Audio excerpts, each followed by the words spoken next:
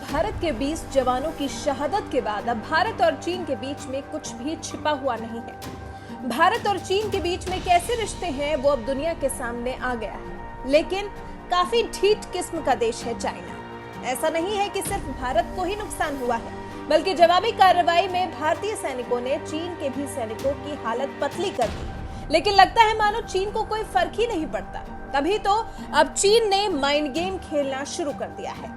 चीन की सेना PLA ने एक वीडियो जारी कर अपना दमखम दिखाया है, अपनी सैन्य ताकत का प्रदर्शन किया है।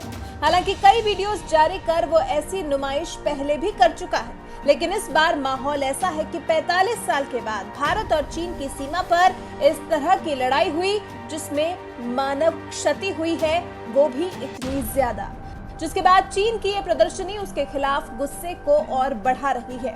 PLA ने इस अभ्यास वीडियो के जरिए दिखाने की कोशिश की है कि वो बहुत तेजी से सीमा पर सैकड़ों की संख्या में सैन्य व्हीकल और सैनिकों को पहुंचा सकता है।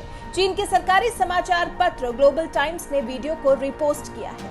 हैरानी की बात यह है कि चीन ने इस हिंसक झड़प के लिए भारत को ही जिम्मेदार ठहराया है। चीनी सेना ने बयान जारी कर कहा कि भारत अपनी बात पर कायम नहीं रहा। उसके बाद PLA ने गलवान घाटी को अपना बताया है। कहा है, गलवान वैली पर हमेशा से ही चीन का कब्जा रहा है। PLA ने आरोप लगाया है कि भारतीय सैनिकों ने जानबूझकर उकसाने वाले हमले किए, जिस वजह से गंभीर संघर्ष हुआ और सैनिक हताहत हुए। PLA के पश्चिमी थिएटर कमान के प्रवक्ता कर्नल झांग शुइला का कहना है कि भारतीय सैनिकों ने अपने वादे तोड़े और सोमवार को एक बार फिर गलवान घाटी क्षेत्र में वास्तविक नियंत्रण रेखा को पार किया और जानबूझकर उकसाने वाले हमले किए। झांग के मुताबिक भारतीय सीमा पर तैनात बल अपने शब्दों पर कायम नहीं रहे और दोनों देशों के बीच बनी सहमति का गंभीर रूप से उल्लंघन किया।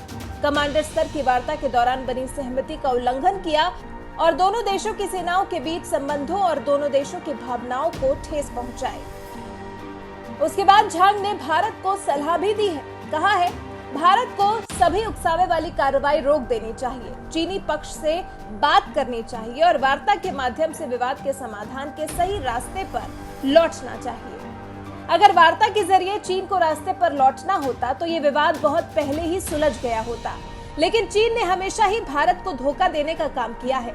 चीन के साथ वार्ता तो पिछले करीब 1.5 महीने से चल रही है, लेकिन परिणाम उसका ये निकला जो भारत को कतई बर्दाश्त नहीं है। अब भारत चीन पर कार्रवाई करेगा, जिसके लिए भारतीय सेना को छूट भी दे दी गई है।